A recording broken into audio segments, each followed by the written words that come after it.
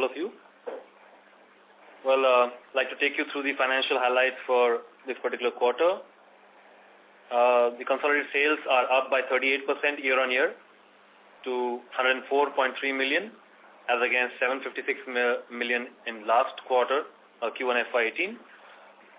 The EBITDA for Q1 FY19 stands at 487 million as against 297 million in Q1 FY18, up 64%. The EBITDA margin stands at 47% this quarter as against 39% in Q1 FY18. And the net profit has risen by 91% to 312 million as against 163 million in Q1 FY18. Overall, the financials are in line with the expectations of the company, and the company is on track to achieve its annual guidance. Would now like to open the call for questions.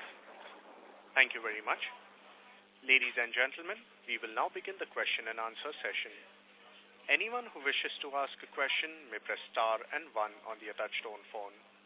If you wish to remove yourself from the question queue, you may press star and 2. Participants are requested to use handsets while asking a question. Ladies and gentlemen, we will wait for a moment while the question queue assembles. The first question is from the line of Amar Maurya from MK Global. Please go ahead. Yeah, hi sir. Congratulations for a good set of numbers. So I have two questions, sir.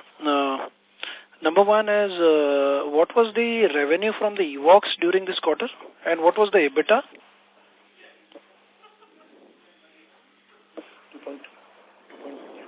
The revenue from Evox was about 30 million. Okay, so 30 million, and I believe it was and it was same quarter last year. The revenue was not there, right? Right. Last year it was not consolidated. Yeah. Okay. And what was the EBITDA, sir, during this quarter? From Evox, you mean? Yeah, Evox. You get it to negative 25 million. Okay, minus 25 million negative. And sir, in Q4 it was how much negative? Also similar, yeah. Okay, so 25 million. And which we are assuming that by the Q3 this will be a break even, right? At a EBITDA level also. Or I think it will be break even at EBITDA level. Yeah. So because on a standalone basis. On a standalone basis, because that the centers which we are consolidating and all those things, right? So restructuring at the Evox level will lead to this, correct? So we had already done the same calculation before buying the company. Okay. So that this until like this December we would be continue to because as you know the European companies are very difficult to. Correct, sir. Correct. 1.5 year or 1.5 year would be required to bring them in line with our business. Correct. And sir, secondly, what was the contribution for JC Bio, if you can share? JC Bio's revenue and EBITDA. Revenue was 12 crores, 125 million. Okay, and what would be the EBITDA? The EBITDA was 48 million. Okay, 48 million. I believe this business had also grown, right? Because if I see the same quarter last year, this was 90 million, correct? Correct. And that at that time, what was the EBITDA, sir? If you have handy. 33 million last Q1 FY18. It has grown well. Sorry, it was Q4 FY18, which was 33 million. Okay, so Q1 would be what? Sorry? Q1 FY18 was 19.4 million. 19.4 million. So basically, in this JC Bio, the margin has also come up. Margin have expanded significantly in JC. Correct. Okay, so any specific reason for this, sir? We put our technology now to help JC Bio grow well. Okay. And Enzyme has been a technology leader in this particular space, and we have been working for last over like 30 years in this space. JC Bio was a small company, and they didn't have that kind of expertise. So we gave our technical expertise to improve their all their numbers. Got that, sir. Sir, VL sir is on the call, right? He would be. I think he would be joining. Yeah. Well, sir, this question is largely to understand the U.S. outlook, right? Because this quarter the top account has also shown a growth, as well as the good part here is that the human nutraceutical non-top account also started growing in a very high double-digit number. So just wanted to know what is changing at our end for this human nutraceutical segment overall, as well as the U.S. outlook of the human nutraceutical. Well, there you have a two-part question, so let me go with the first part. Yes, sir. If you are comparing numbers from the last year the quarter was very abnormal or very abnormally low. Okay? Sir, correct. So, having said that, that is not a very good comparison compare. Second part is quarter-to-quarter results are never our way of business. So correct. So you cannot take one quarter and make it into the similar things for the next several quarters or something. Okay. Having said that, our nutraceutical business is very stable and growing. Okay.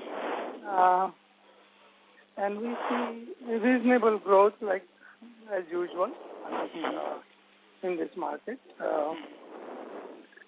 And your second question was? So basically, sir, knocking off the top accounts, like say top 2 accounts or top 4 accounts, are we seeing now growth in the non-top accounts also per se for the nutraceutical?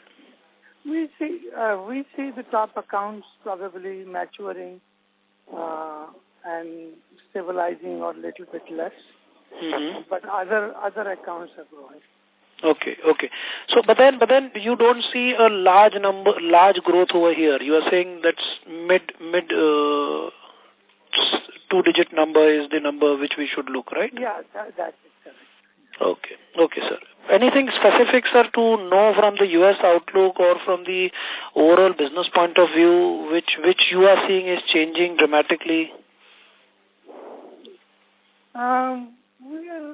This year we are going to expand our R&D, research and development in the U.S. quite a lot.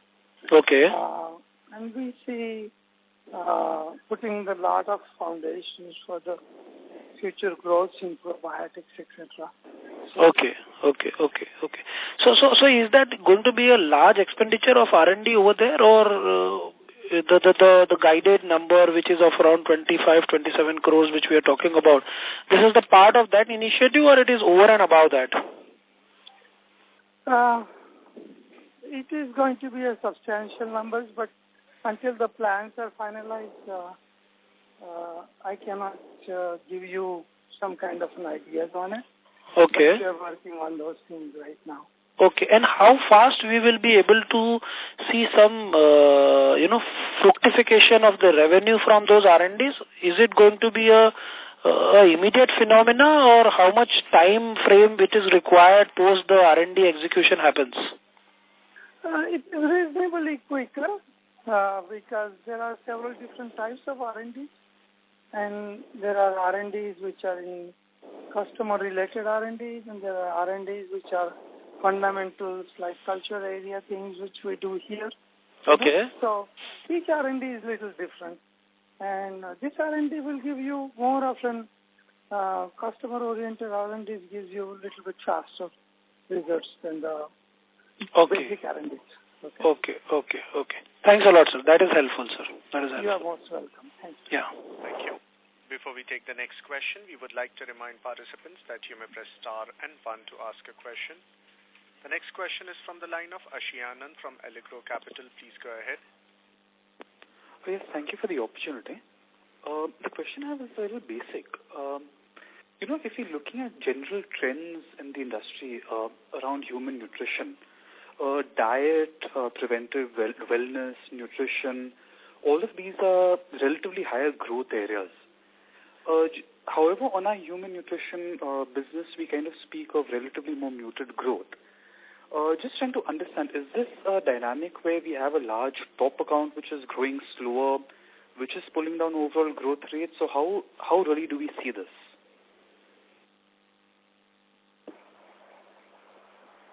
So I think the assessment that the human nutrition is not growing would be incorrect. Maybe I can request Mr. VL Rathi to share his thoughts on how well the human nutrition business is growing, especially with the U.S. business in focus. Sure. You wanted to know how the human nutrition is going. We are always adding new customers, and we can see that the growth is starting, taking hold into various different human nutrition areas from various different customers. Some of them are small, some of them are large, but it is consistent, and this will be, I see, a normal growth year like any other thing you see in the previous years. So we should be looking at kind of mid-teens growth, right, as on the human nutrition side? To be more conservative side, things like low teens. Okay, sure. And just to kind of understand, how exactly should we try to understand the growth? Do we first need to develop or invest in R&D to develop products that we take to consumers, or is our existing kind of product basket adequate to actually drive stronger growth by new customer acquisitions? I'm just trying to understand how do we look at the growth. Our business model is not like a particular product per se. We customize the product for the B2B business. So our customers are business-oriented people who are trying to reach to their customer base, and it takes a little time to develop with them, but once they develop it and how they market it to the consumers depends on that. Their growth happens, and that really translates into our growth for the larger part of it. Does that make sense? Yes, sure. Yeah, absolutely. So the second question was around, we've got different segments, and in the past we have alluded to the fact that there is a margin differential with certain segments being higher margin.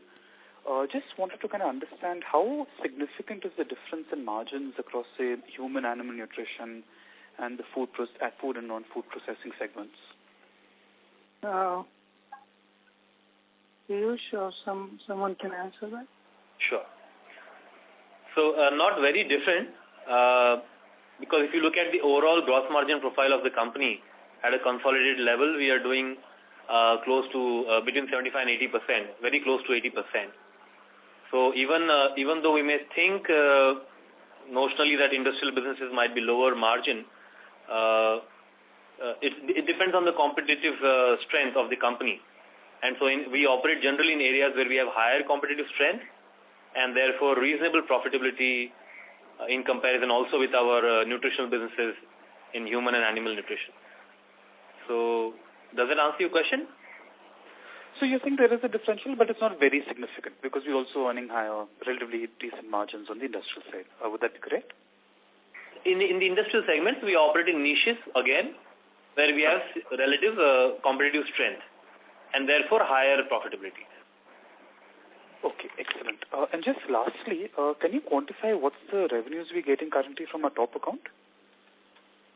The topmost account this quarter gave us 164.5 million rupees in revenue.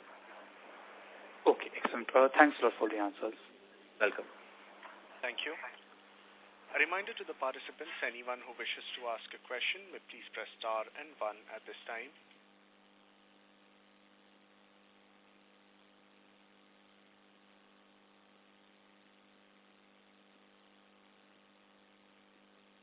The next question is from the line of Rohit Sinha from Emkay Global. Please go ahead.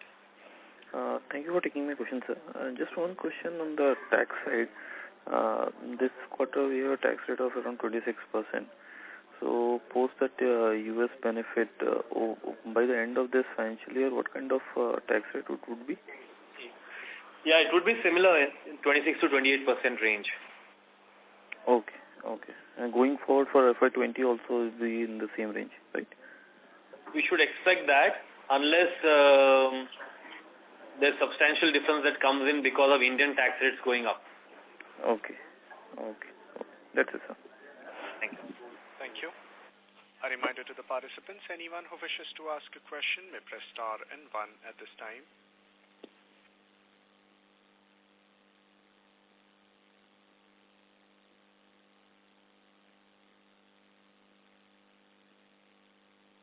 Next question is from the line of Rahul Marathe from Akash Ganga Investments. Please go ahead.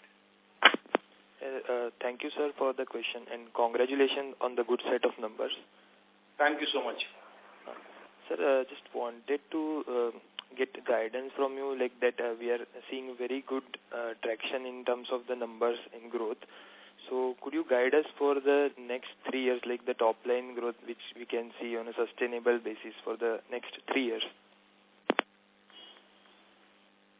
Hi, Rahul. So it's a bit difficult to give you a 3-year guidance, but we have in the past, especially the last quarter, we did give a guidance of FY19 about 440 to 450 crores with an EBITDA of 190 to 200 crores and a PAT line around 110, 115 crores.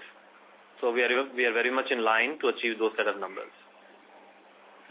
Okay, sir. And would want to know on the client acquisition, like did we have any new clients acquired in this quarter, or are we like seeing by the end of the year that we would be acquiring new clients?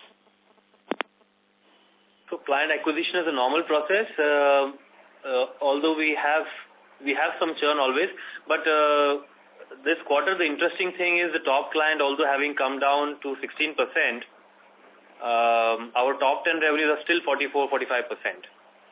So that shows that other clients there's growth in the other clients. So the overall revenue mix has gone up from the client perspective or become more diversified. Okay, thank you, sir. That's all from my side. Sure. Thank you. The next question is from the line of Ashi Anand from Allegro Capital. Please go ahead. Yes, on the palm oil extraction opportunity, I just wanted to understand how large is this opportunity, given the fact that we've also got a patent, I think?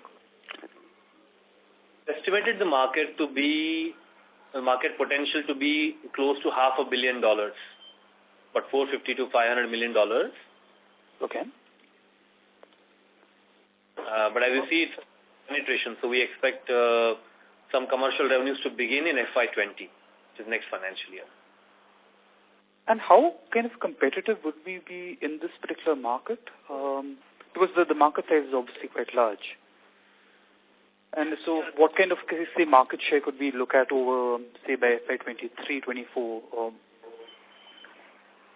Difficult to predict, early days, but still, so far we are only seeing one competitor, and maybe there would be an oligopoly, maybe 3 or 4 competitors at best, at max, and the technology would definitely progress. So the innovation keeps on happening, so we have to stay abreast and keep on being at the forefront, and that's where the R&D is very critical, and that's where some of the pieces of our R&D, especially the acquisition that we've had in Evox, these all play an important role as we keep on innovating to stay at the frontier, at the forefront of the technology. So difficult to give market share numbers, but you can imagine in a duopoly or in a tripoly situation how you definitely have a good, decent market share. So it would be safe to say that 3 to 5 years from now, this would be one of our larger kind of segments in terms of contribution. Yeah, as an industry. So this would get classified under the industrial bioprocessing segment. And 3 to 5 years, we should definitely see $10-15 million in revenue. Or more, you never know, because it could be exponential growth. Yeah. But that we can't it's too early right now to really start counting such numbers. I mean, it's like, paid lagaya. I mean, you cannot start counting your coconuts right now. The mango trees, but it will have long bearing, long advantages. So we are investing into long future. We are not counting it how much would be next financial year. Initial years are always very difficult in all these high-tech business like ours. We are a very research-driven company, and always early days are more challenging because you need to sustain. A lot of people also, even the R&D people also, they lose their heart. So we have to really keep on boosting their morals all the time. Putting money also is difficult. Like if you look at palm oil, we have been investing for last 10 odd years. And maybe another few. So, it would still continue to be, but the opportunities are very large. We are very excited about the way this whole oil processing technology can take shape, and there are huge advantages of such technologies slowly maturing over the period. So just to understand what our technology does, so as in the use of enzymes in palm oil extraction, what is it competing against, and what would the benefits be? Oh, very nice question. Honestly, if you look at, I would say, have you ever done apple juicing at your home? Some years back, if you try to squeeze apple and create apple juice at home, you'd get roughly about 70% recovery. And with those that have good machines, people go up to 74-75%. And as they started using enzyme today, all over the world, globally, the juice recovery is anywhere between 90 to 94%. Now the significant development with addition of enzyme from 70 odd percentage to 90 odd percentage now. Today, no company in the world can even afford not to use enzyme and still continue to produce the product. And with technology, we are also able to offer a lot of other advantages. Like some juice people, they're able to produce not only the apple juice, but they're also able to produce the apple fiber for consumption as a human food. So there are such kind of novelties come out which are very useful in nutrition, and the enzyme NNI is totally very exciting because it offers limitless potential to help the whole humanity get the best value out of all agri-produce or all kind of crops or all kind of the extraction or processes. So this is the upcoming trend, green technology, totally removing all the other chemical processes. And currently there is no such availability of any technology to compete with enzyme technology. They are all thermomechanical processes right now being utilized by the people. So there is really no competition because the products are biological. All the oil seeds are biological, and enzyme technology alone is going to give them a lot of advantages. But you need to create a appropriate engineering system so that enzymes can be very well utilized in a best possible way at an economical way. And that's what is the main challenge currently. To be more specific to your answer, Ashanan, to your question, so basically, currently the industry is using only a thermomechanical process. Okay, excellent. No, that was very, very helpful. Thermomechanical and enzyme-based process. Excellent. So would it be fair, as in what we're doing for palm oil could also be used for other oil extractions, fruit, as in you'll obviously have to customize it or move it around, but that's the way to look at the potential of this technology in food processing. Yeah, several raw materials are already using it, several products are already using it, and many more can come in. Excellent. Sir, just a second question on Evox. Just wanted to understand if I'm looking at it from the strategic rationale part, is it primarily access to technology, or is the whole geographic kind of the potential to target Europe, is Evox an important part of that? So there were four main reasons why we acquired Evox, and technology had a major role, almost to the extent of, let's say, 80 to 90%. The first was directed evolution platform that we got in Evox. The second was access to proprietary technologies on the bacterial side, where we have been, let's say, improving our competencies. So Evox has a reasonable competitive strength there. And the third has been a vast library of enzymes for pharma biocatalysis. and the business around that. And the fourth has been, of course, access to the European market, the German and the European markets. Okay, excellent. Thanks, sir, for the answers. Thank you. Thank you. The next question is from the line of Ankit Kanoria from Smart Sync Services. Please go ahead. Thank you for taking my question. Most of my questions have been answered. Just one simple question. So if we take a 2-3 year view, what would be the one or two major risk factors which you would be right now tracking?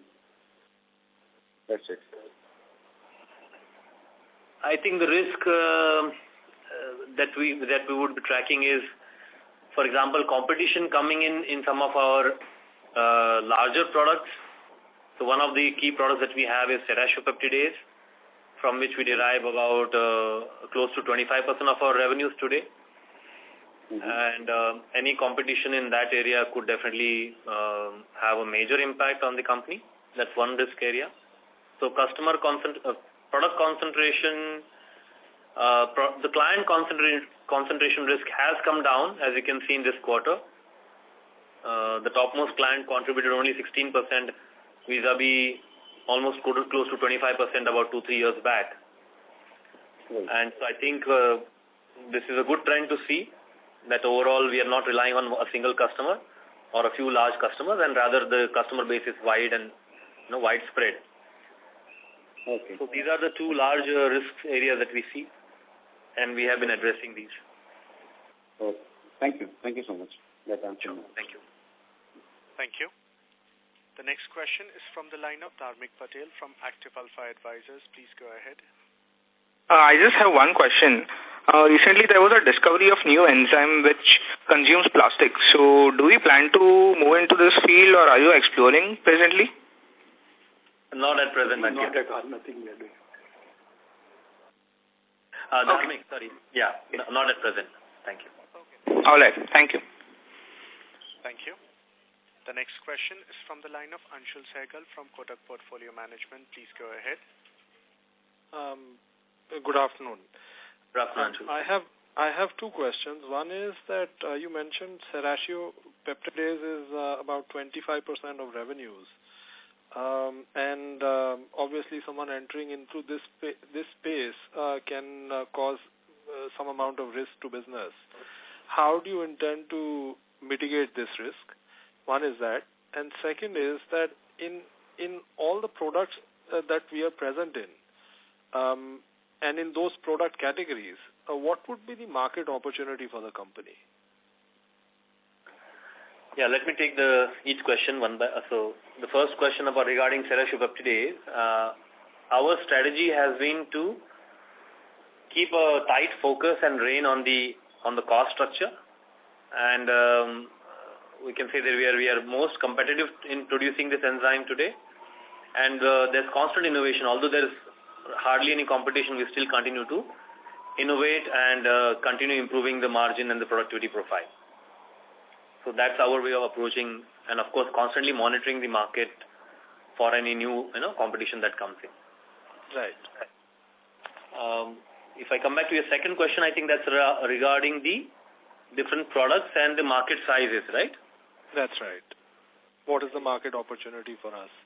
And in a sense, what would be our market share? So it's a very large product portfolio that we have,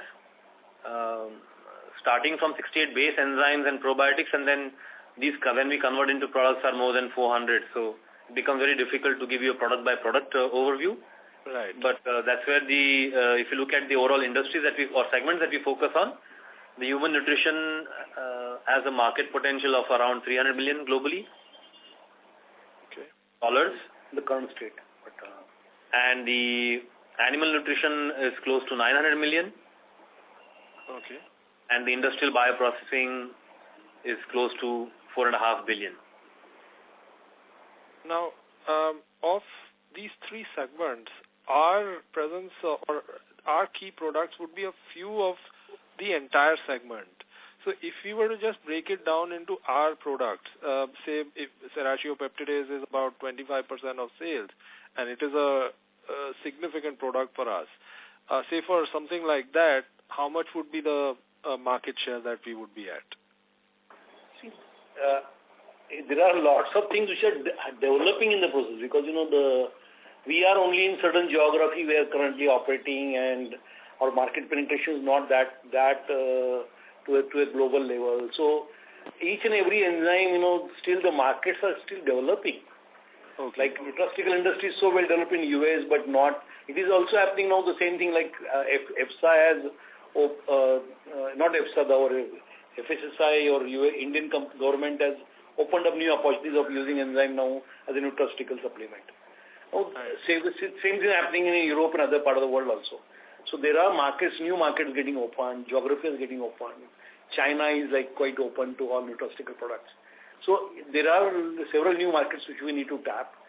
So, the way it could develop is really not exactly only look at right now 25% is our shares or our market strength, where it will be in future. Yeah, we are working on geographical expansion also. We are working on customer base expansion, and that's how we keep increasing our market presence. Okay, if you permit me, I'll ask one more question, please. On this aspect of growth, given that many of our products are, as Mr. Rathi earlier mentioned, that these are customized for specific requirements, how is it that we track growth? How is it that we know that so much will be our revenues for a particular year and thereafter? So what mechanism do we use for that? So we are always in close contact with our customers and we understand their annual demands. Okay. So that's how we are able to project at least a year out. Okay, sure. Thank you so much. Thank you, Anshul. Thank you. The next question is from the line of Ratnaraj Mohan, individual investor. Please go ahead. Yes, thank you for the opportunity. I have just one question. The recent dollar appreciation, will it have a material positive impact in your revenue and profit? Sorry, could you come again, please? The recent dollar appreciation, will it have a material positive impact in your revenue and profit? Yes, certainly, because if you see India revenues is 45% and global revenues, which are mostly dollar denominated, is about 55% for the company.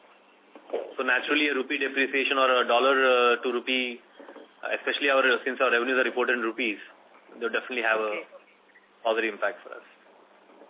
Can you quantify it in a percentage terms, like you are sticking on to the same guidance of 110 to 115 crore PAT.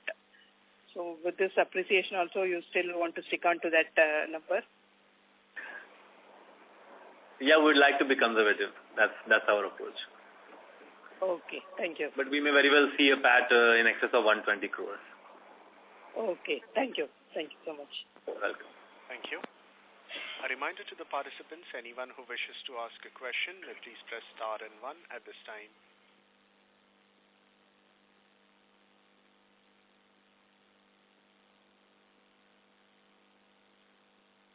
Anyone who wishes to ask a question may press star and 1.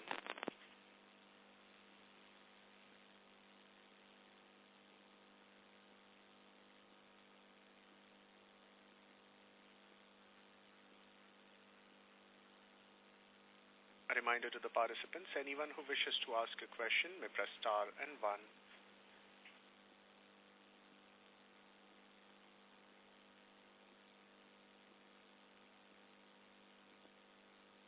The next question is from the line of Rajat Goyal, individual investor. Please go ahead. Yeah, good evening. Actually, I want to know about the debt presently on the company. Yeah, as of the June quarter, June 30th, the gross debt in the system was